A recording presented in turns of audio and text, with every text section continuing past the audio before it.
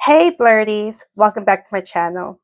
If you're passionate about working with kids, raising kids, or you're just curious about being a childcare professional like myself, you've come to the right place. So, I know firsthand that this career is more than just watching kids or playing with kids. It is about shaping little minds, supporting families, and creating a safe space for where children can thrive. So today, I'm going to be going over 5 essential skills every childcare professional should know. And those skills are patience and empathy, effective communication. Sorry, I keep looking away from my camera. Effective communication, personal, no, not personal, problem solving and conflict resolution, and time management, and of course, observation and documentation. These are skills that are essential to being a childcare pro. So let's get started. And also, I want you to stay at the end of this video. So I'll share with you this amazing resource, which is the Safe Hearts collection from Damsel. I'm really proud of it, and I really am excited about talking more about it with you. And I'll explain a little bit more at the end of this video. So stay tuned, and I'll provide a QR code. All right. So, and it's a perfect tool. It is for parents, but also caregivers of any kind to help teach kids about safety without being scary. It would actually empower kids to know what to do in situations that they feel unsafe. And it's just, I'll explain more at the end of the video. So, of course, we're going to start with patience and empathy within early childhood education. So basically, these are 2 skills that we basically use every day. When we're working with infants, toddlers, and preschoolers, it means having to navigate big emotions, short attention spans, and lots of trial and error. I understand that a lot. So here's the thing. So children, they learn through repetition. They learn when you repeat things over and over again. And sometimes you may have to repeat yourself 1,000 times before it could stick, especially very really young children who are used to, certain behaviors, act up, they have they operate in a different way, or a certain way like that they're used to at home. So we have to understand and be patient and be calm with them in order to meet where they're at developmentally. Some kids, they'll be able to get it right away. Other kids, it might take them a little bit more work because they see there's something that they're not used to, or it's maybe, something else that we might not know about. But, it takes a lot of patience and understanding to be able to help a child along in something that they may not be used to. Home environment can be different from a school environment. So we need patience and empathy for that. Also, speaking of empathy, it goes hand in hand with patience. When a toddler is throwing a tantrum, we try to stay away from them being difficult, calling them difficult, putting that label of them being difficult. So as a child care professional, we have to take the time and remember and remind ourselves that if this child is having this tantrum, you have to remember that they're not giving you a hard time or giving me a hard time. I'm sorry if I'm hitting my mic. They're having a hard time themselves. We don't want a child that's going through something. We don't want to see them as the problem. We want to be able to, in lack of better terms, not see them as a problem and help them with whatever problem that they are having. So a couple tips I would want to recommend is before you react, ask yourself what this child might be communicating, because sometimes they're not just doing this just to be doing this. They could be communicating something that they can't use their words for. Maybe they're hungry. They might be overstimulated by the environment around them. It could be them not being used to being away from parents in some cases, or maybe they're going through those terrible twos and they just want to be able to see what they could get away with sometimes. I have, seen a couple young children who like to think it's like fun and games when they, don't take to certain directions. It's like you just have to be patient and understand that kids are kids. They're not going to get it right the first time. So we need to be patient and empathetic. And the more empathetic that we are towards children and the way that we respond and be able to support their emotional growth, it would be way more easier to point to, work on that instead of just shutting the situation down. Like, it's more than just telling kids just to sit down. Sometimes we have to kind of lead them. Like, we're going to go here and sit in the chair. We pull the chair out and we sit down. Instead of like, hey, don't climb into that chair. Stop doing that. Don't do that. We have to lead them and show them how to the chair. And if it takes them more than one takes in order to do it, we have to be patient enough to understand because they're still very young children. All right, so now let's go to effective communication with children and adults, mainly their parents, but also staff as well, our co-workers, co-teachers. So let's talk about communication. Like I said, it's not just the children; it's also adults that's interacting within their lives. So communication is more than just words. We can't just say stuff. Sometimes we have to be aware of how we are, the tone of our voice, how we are saying it, the way that our face is looking. Oh my goodness, the color of my teeth. I just noticed that. Forgive me. The way that we are the way that our face is looking, and as well as our body language. We might be just talking or saying a simple command, but you also have to keep in mind the way you're saying it, how you're looking when you're saying it, what your actions are doing when you're saying it. Like you can't tell a kid you need to go. It's like we need to go over here, and then grab them by their arm and drag them along. Like they're not going to respond very well to that. So, keep in mind what you're doing. And some of the best ways to be able to help with that is that we get down to their level. We look them in the eye, because eye contact, even for young children, they can still be receptive to that. Like have them paying attention and talk, and when you're telling them what you need for them to do, and also give them a little bit of time to be able to process what you're saying. Sometimes you may have to slow it down a little bit as you're speaking to them. And when you're trying to help them along, remember they're children. We have to be patient with children. For parents, the biggest thing when it comes to communication, it is trust. Families are trusting us with their kids.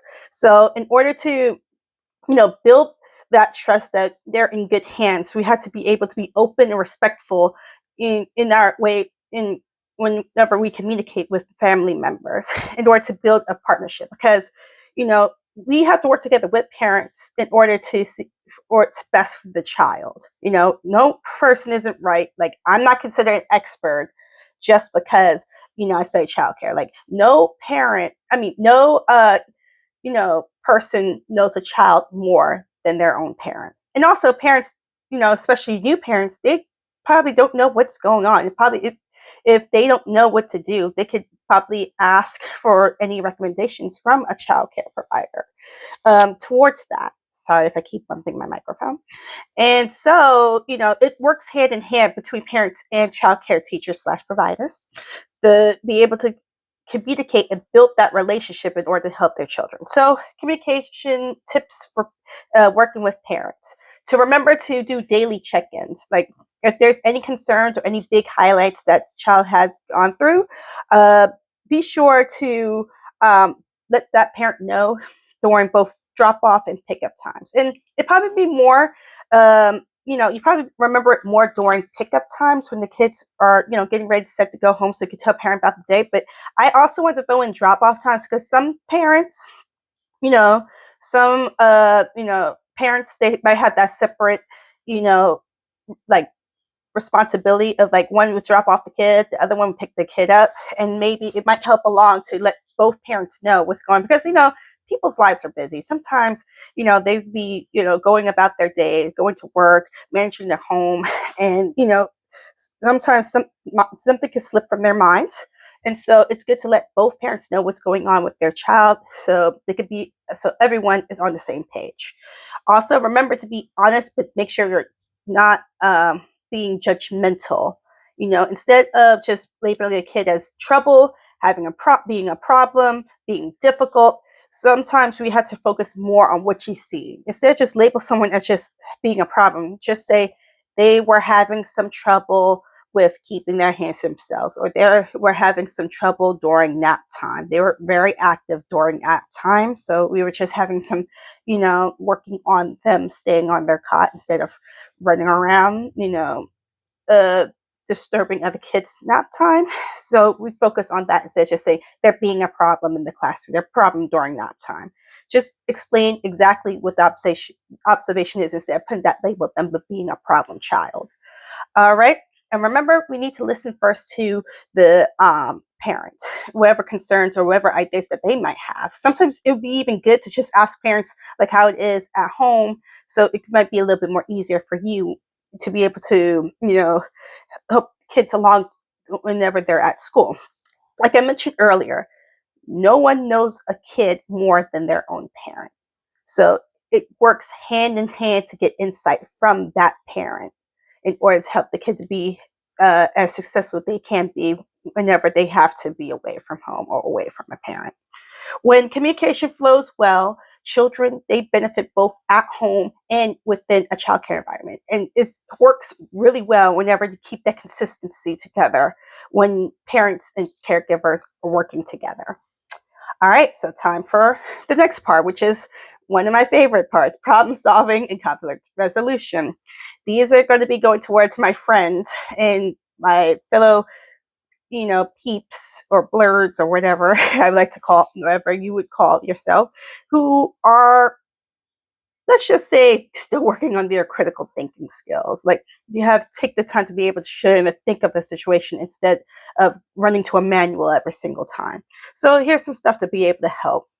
So childcare professionals, they wear many hats. And like I mentioned, the biggest hat that they wear is being a problem solver.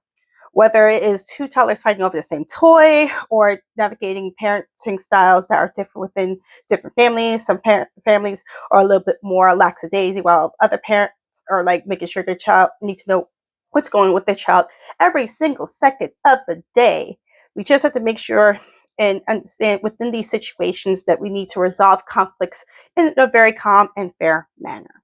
So with children, conflict resolution, it means using, turn it into teaching experiences, learning experiences, using teaching skills. So focus more on using this situation as a teachable moment instead of making it in an example of you being authoritative over a child, which is something that we should not be doing.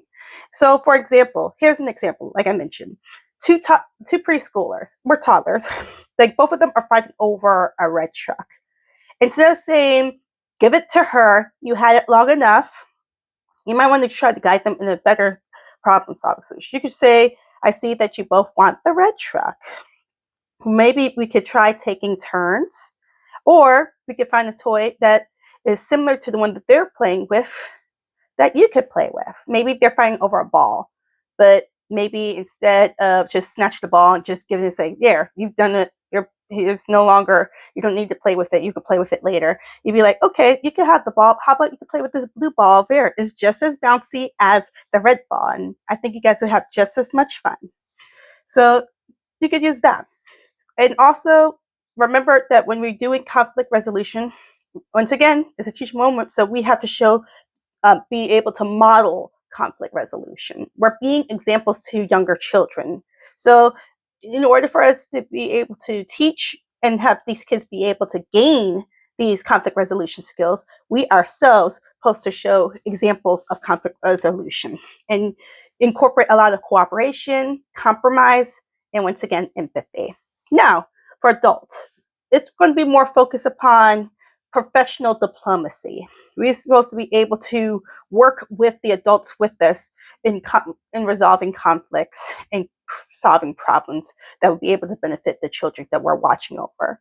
We might have to deal with parents, once again, who run their households a little bit different from the childcare environment. Like you're a school that focus a lot on screen time. That focus less on screen time, maybe no screens at all, but you have a kid who loves the iPad, know how to use the iPad. They probably would be kind of bored with some of the simple activities that we could come up with. So, having to work with a parent on that. Or maybe it could be a disagreement with your coworkers. Maybe they have a certain way that they do their schedule or have a certain layout of their schedule, and you maybe have trying to compromise how it would work. Or maybe you both have your groups together and you're trying to decide what would be the best activity for your kids. I know this kind of simple, but sometimes the most simplest conflicts could have like really, really important solutions afterwards. So basically, you have to approach conversations with a solution-focused mindset rather than the blame. So when you're trying to work together, the biggest objective is to come up with what would be the best for the situation instead of trying to, focus a lot more on the problem. Put the solution over the problem.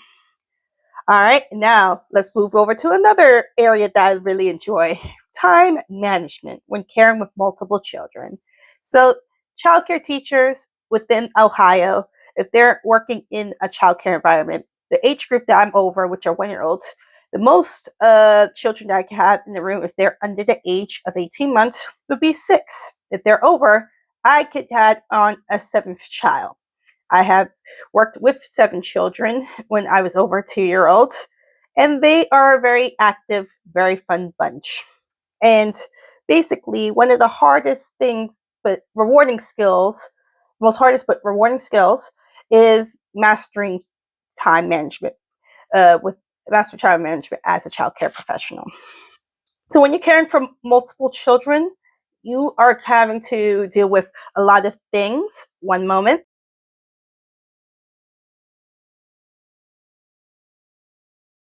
Hello, friends. I am back. I had to plug in my phone. Sorry, I had to stop the video, but I'm plugging in my phone. And here we go, back to what we were talking about, time management. And basically, you're going to be juggling a lot of things as a childcare pro, which is basically snack time, naps, playtime, learning activities, updating parents, cleaning. Yeah, like you definitely be cleaning up a lot, and sometimes you have to find some way to fit that in. And even dealing with a toddler or infant who might be, getting upset while you guys are having circle time. Maybe you're having circle time, and then somebody starts, basically picking up that toy and tossing it at somebody else. You have to find some way to juggle all of that around. So the biggest trick for a child care provider or a childcare teacher is to make sure that your routine is flexible. Like you can have it structured enough to be able to keep the day going and flowing, but also be loose enough to handle anything unexpected that might happen or any last minute change.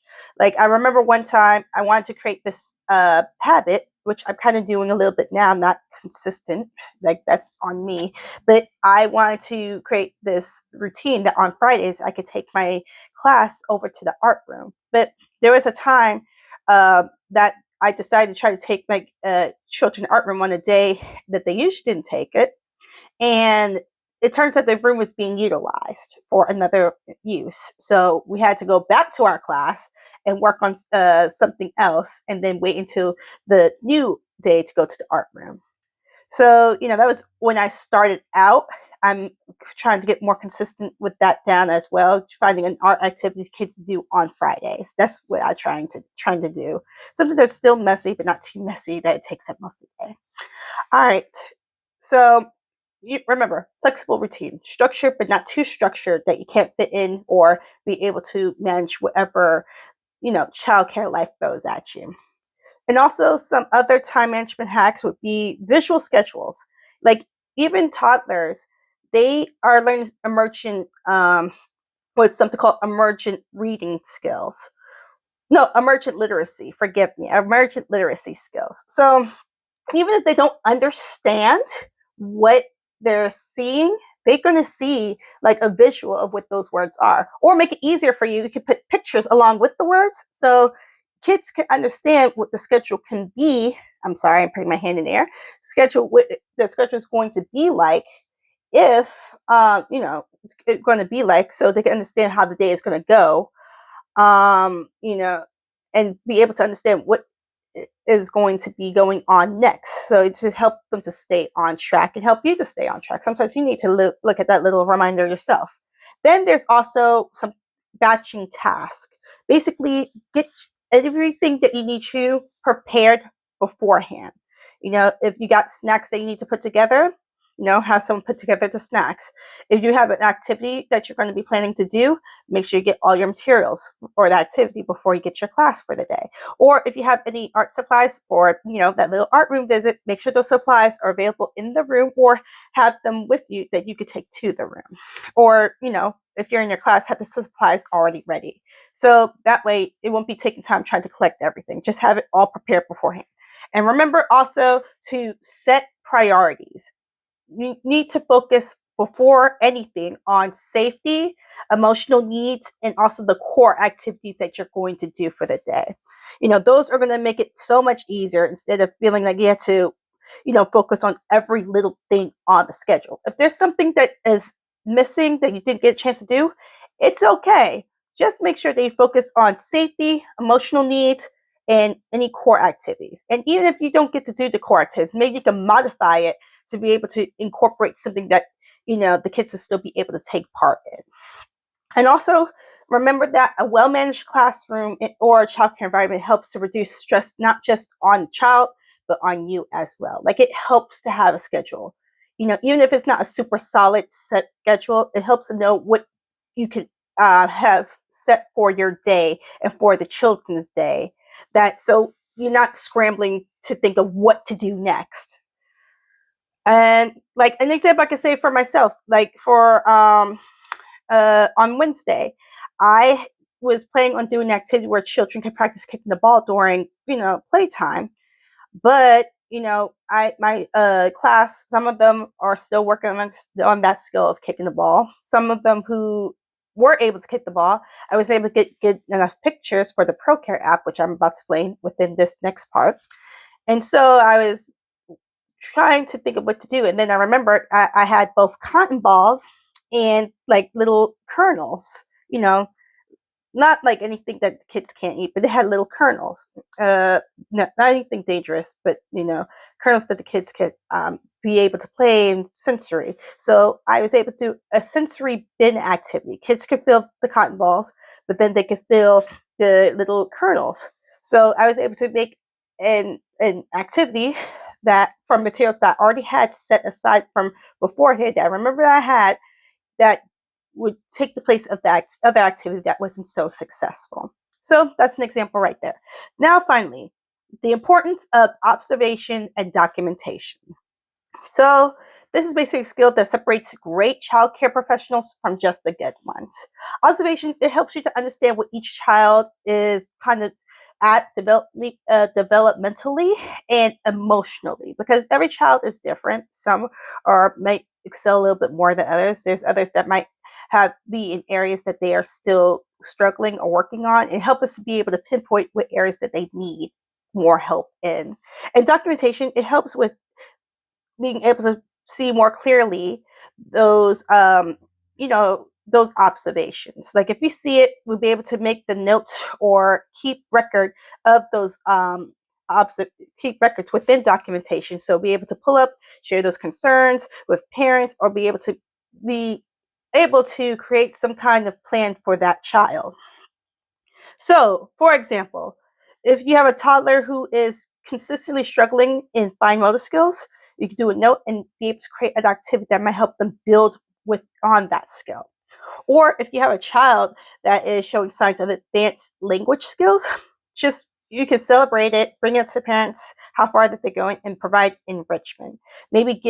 Provide maybe a fun activity that incorporates, using words or maybe language, be able to build from the language, maybe to introducing letters and introducing words for like older preschool kids. All right, so for documentation, you could use simple tools such as daily sheets, apps, and journals. The place that I work at, we use an app called ProCare. And this basically, we keep record throughout the day. We add it into the app, and this app is also connected to parents, so they're seeing how their child's going on the day. We could put videos in there. We could put pictures on there. We show a description of what's going on with them. We put in incidents, any incidents that may have happened. We keep track of what meals that they have, their nap times, any times they've been changed, things like that. But we also keep our own paper records, for kids. Like, we have the paper incident report. We have medical forms for kids who have certain allergies or medications. If our ProCare app is down, we have like the daily sheets that we can be able to keep track. So if ProCare does go back up, on the rare occasion that it does go down, if it goes back up, we get able to enter in all the information that we need, that so that way the whole day don't go to waste. Like parents are still able to keep track of what's going on. And also, we have other forms that we're able to keep on record, in the event that, ProCare is down, or it doesn't need to be added within ProCare. Also, be objective in your observations. Describe what you're seeing rather than what you're assuming. So instead, like I mentioned earlier in the video, like if you see a child is walking around during nap time, say that's what it is, saying that they are having, they are still having some trouble sitting on their cot, and we've been working on sitting, on having them sit and patiently on their cot and not disturb friends. Don't just say that they seem to be walking around and they are like just going out of their way just to mess with people, because that cannot be the reason why. Maybe they're just walking around, you know just because they have a lot of energy. We don't know what they're actually going through their minds. Your parent will probably know, but with us, we can't just assume. We have to say exactly what's happened. And also, make sure to share progress regularly with family. Like I said, we can use ProCare. You can let them know during drop-offs and pickups. Just let them know on a daily basis and regular basis, even during meetings, to let parents know what's going on with their child. If you have a concern, if you want to highlight something fun that they did, let parents or any family member know what's going on with their kid. Like, they care. They want to know, how their kid is doing. Just, let somebody know that, so what's could be whatever they need help or work on. The parents could keep that in mind, and maybe it could be a little bit more easier for them, as well as easier on us on what their child needs, as well as making sure that we document everything that we need for that child. Make sure that they're accurate, because accurate documentation, it helps build that trust with parents, and also create that personalized care that children need. Each child is different, and they're going to need something. Sometimes going to need something completely different, like all around different from another child. So we need to be able to get everything that we can in order to come up with what's best for what that child needs, along with parents. All right, guys. Being a child care pro isn't an easy job, isn't just a job, it really is a calling. It takes patience, it takes empathy, communication, problem solving, conflict resolution, time management, and as well as strong observation skills. Be able to create a place that children can truly thrive and be the best versions of themselves. So if you really are into this journey, not just to be a childcare pro, but just to look after children in general, remember to show up every day, remembering that we're helping shape a child's future. And hopefully it would be a great future. That's what we hope for, and that's what we should strive for every child. All right, guys, before we wrap up, I want to once again highlight with you this incredible resource for caregivers and parents, which is Safe Hearts from Damsel. It's this collection of books as well as other tools, like the proactive parent guide that you could purchase along with a book, to be able to empower children with safety education in a way that is fun, engaging, as well as age appropriate. Like these books, you should proofread them beforehand, but I'm telling you that they're really good and have language that will not upset children or will be to be inappropriate for a child. So if you're serious about protecting little ones, be sure to check it out. I'm going to have a link within this video, and as well as putting a QR code right here to let you guys check out Safe Hearts. Also, don't forget to follow me on social media for more tips, advice, and resources for childcare pros, parents, new parents, wannabe parents, just be able to help anybody who's just interested in, raising and looking after kids. Like, kids should not be something that we should be afraid of or should be worried about. It should be something that adds more quality to our lives. And if you found this video helpful, put a thumbs up, like it, subscribe to the channel, as well as be sure to share this video. Like, anybody that you think would be interested. I think that you guys, should share my video. Like, not personally, just hopefully it might be something that you find interesting and you can share with somebody else. And just anyone who's passionate about working with kids or raising kids, just share it. Please, please. It would be a big help. And once again, follow me on social media. Thank you so much for watching. And remember, stay blessed and blurtiful. Fear less, care more. Bye.